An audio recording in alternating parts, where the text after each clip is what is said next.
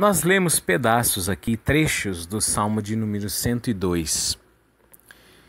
E este é um salmo que, em diversos versículos, mostra a tristeza do salmista por saber-se indefeso, pequeno, abatido,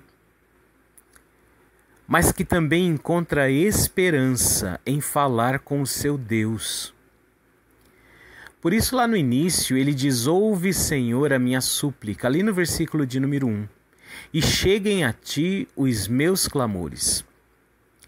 É alguém que está abatido, mas que lá no seu íntimo sabe que pode encontrar forças no Deus que se faz presente e com quem ele já com certeza teve muitas experiências de vida.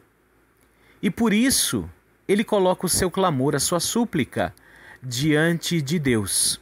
E no versículo 2 ele diz: não me ocultes o rosto. Ou seja, Senhor, não saia, não me deixe aqui falando sozinho, porque eu me encontro no dia da minha angústia. Inclina, Senhor, vem bem perto de mim. Inclina agora os teus ouvidos, no dia em que eu clamar. E por favor, Senhor, ele termina o versículo 2 dizendo: dá-te pressa em acudir-me. O salmista mostra aqui que está precisando profundamente do auxílio do Senhor.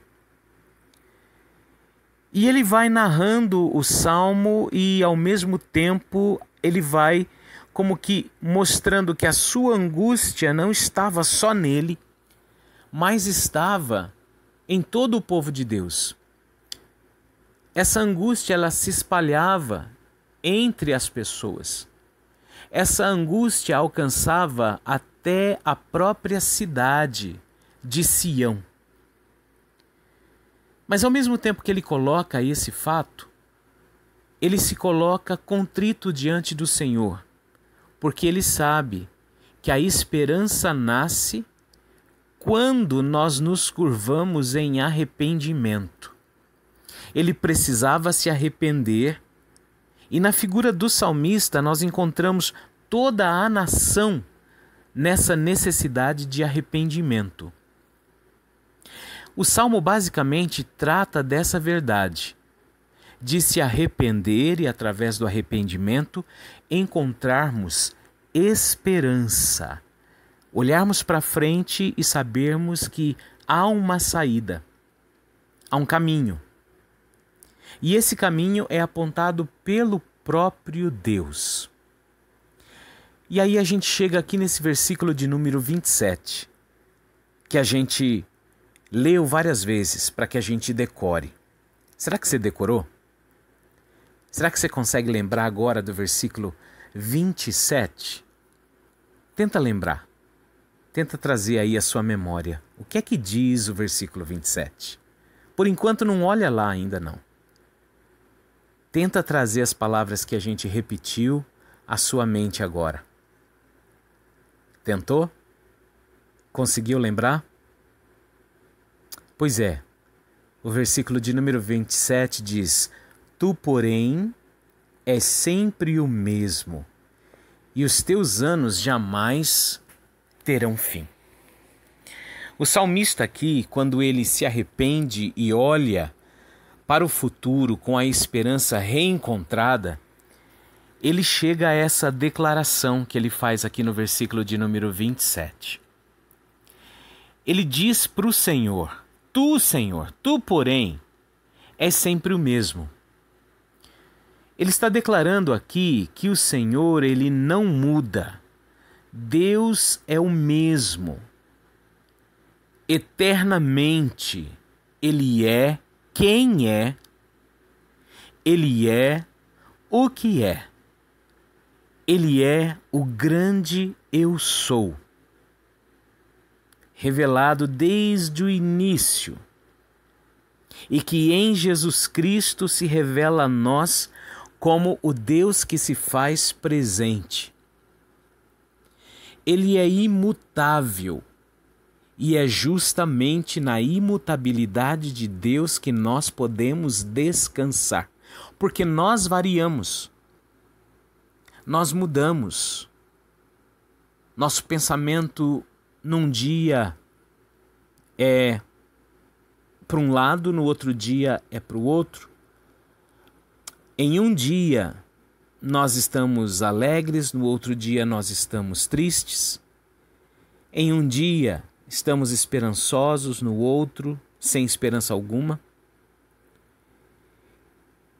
E é nessa mutabilidade humana que o salmista está refletindo diante da imutabilidade do Senhor.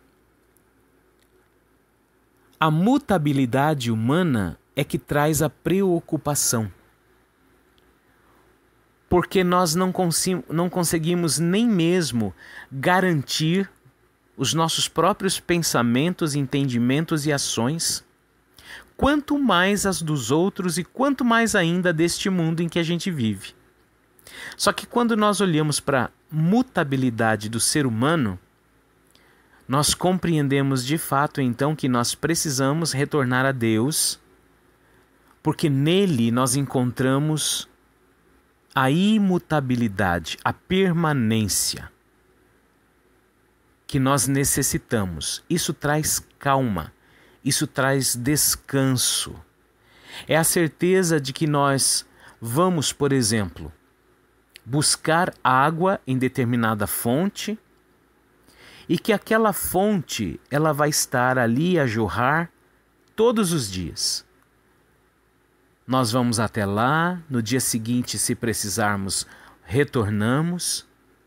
A fonte vai estar lá. Mas, se nós não olhamos para Deus, que é imutável, permanente, seguro, nós temos que confiar em nós mesmos, que somos mutáveis. Nós temos que confiar nesse mundo presente em que a gente vive. Que uma hora pode chover e ter abundância de água, mas de repente pode ter uma seca muito grande e a gente fica com falta d'água. Então as coisas aqui nesse mundo, elas são variáveis, elas são mutáveis.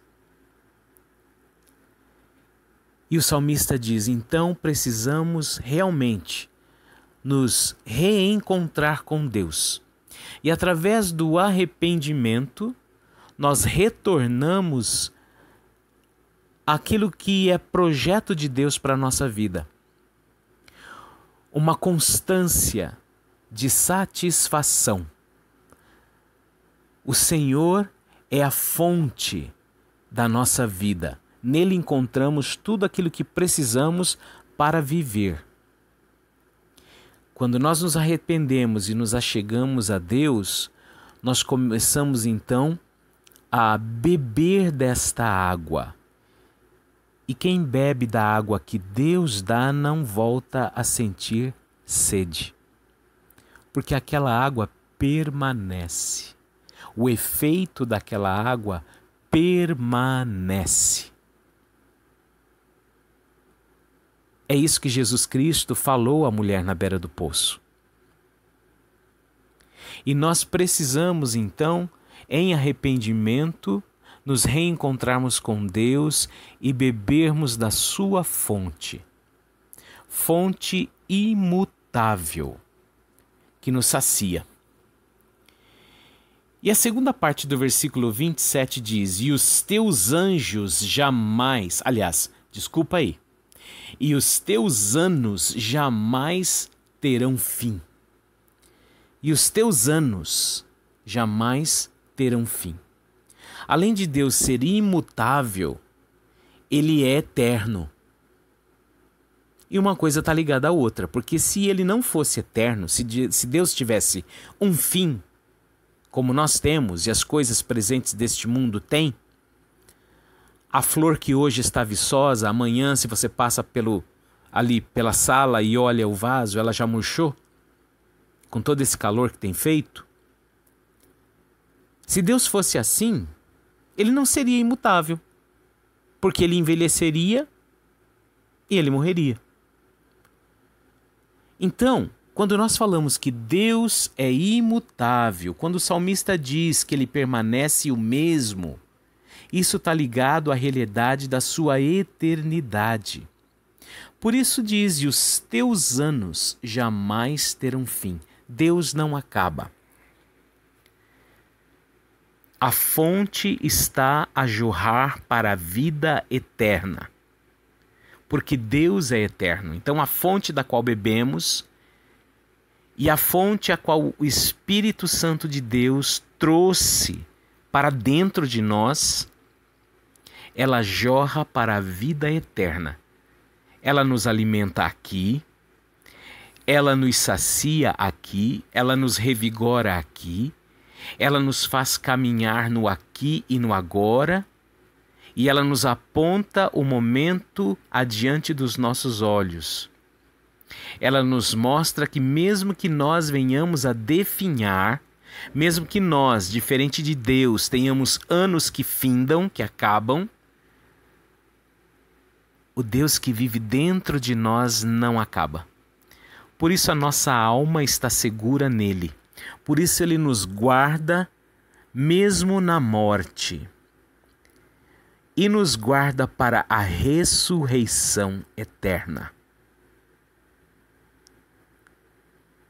Estamos garantidos, abrigados na presença de um Deus que é sempre o mesmo e que jamais terá fim.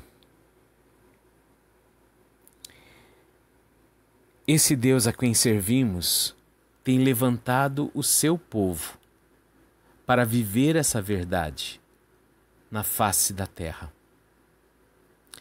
E o versículo de número 18 aqui do Salmo 102 diz: ficará isto registrado para a geração futura, e um povo que há de ser criado louvará o Senhor. O salmista está olhando para o futuro, profeticamente vendo um povo restaurado. O povo que há de ser criado é o povo perdoado. É a nação santa, separada, exclusiva para Deus. O salmista está olhando para essa realidade de um povo no futuro completamente sarado, renovado, que encontrou arrependimento. Por isso ele diz que este povo há de ser criado.